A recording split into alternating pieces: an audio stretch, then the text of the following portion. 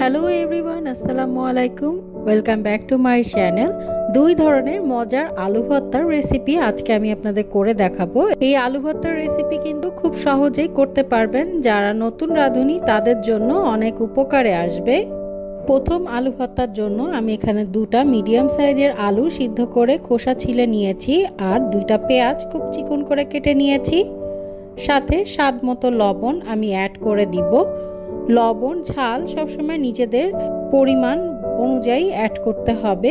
ঝাল, লবণ আর পেঁয়াজটাকে প্রথমে আমি হাত দিয়ে খুব ভালো করে চটকে নিব, যাতে পেঁয়াজটা নরম হয়ে যায়। যখন পেঁয়াজটা নরম হয়ে যাবে তখন আমাদের সেদ্ধ আলুটাকে হাত দিয়ে খুব ভালো করে ম্যাশ করে নিতে হবে। আলু আস্তে আস্তে থাকলে কিন্তু খেতে ভালো লাগে না, তাই চেষ্টা করবেন খুব ভালো করে ম্যাশ করে নিতে।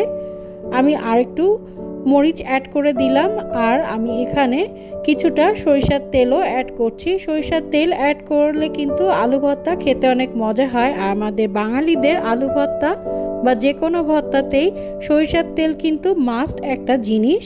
এখন আমাদের আলু ভর্তাটা রেডি হয়ে গেল। আলু ভর্তা আমি একটা বাটিতে সার্ভ করে নিচ্ছি। আপনারা চাইলে এই আলু ভর্তার মধ্যে কিন্তু কাঁচা মরিচও ব্যবহার করতে পারেন, তবে আমি আজকে শুকনা মরিচ ব্যবহার করেছি। সেকেন্ড আলু ভর্তা হচ্ছে ডিম দিয়ে আলু ভর্তা।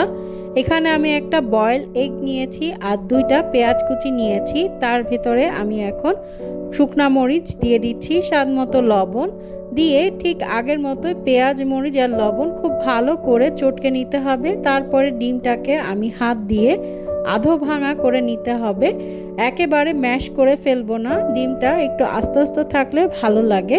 সামান্য পরিমাণে সরিষার তেল দিলাম, দিয়ে মাখিয়ে নিয়ে এখন আমি একটা সিদ্ধ আলু নিয়ে নিব, এবং খোসাটা আমি আগে থেকেই ছিলে নিয়েছি। আলুটাকে এখন এই ডিম ভর্তার সাথে খুব ভালো করে মাখিয়ে মিশিয়ে নিতে হবে, আর খেয়াল রাখতে হবে আলু যেন দলা দলা না থাকে। আর আমি পরিমাণ মতো আবারও কিছুটা সরিষার তেল অ্যাড করে দিলাম। আলু আর ডিমকে এখন আমি হাত দিয়ে খুব ভালো করে চটকে একসাথে মাখিয়ে নিব। এ পর্যায়ে চাইলে আপনারা ধনিয়া পাতাও অ্যাড করতে পারেন, অথবা চাইলে কাঁচা পেঁয়াজ ব্যবহার না করে পেঁয়াজটাকে হালকা তেলে ভেজে নিতে পারেন, যাতে কাঁচা ভাবটা চলে যায়। ওভাবে পেঁয়াজটা ভেজে নিলে কিন্তু আলু ভর্তা অনেক লম্বা সময় রেখে খাওয়া যায়, পেঁয়াজের কোনো গন্ধ আসে না।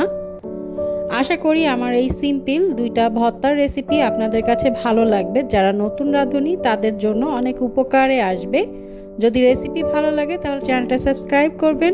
আল্লাহ হাফেজ।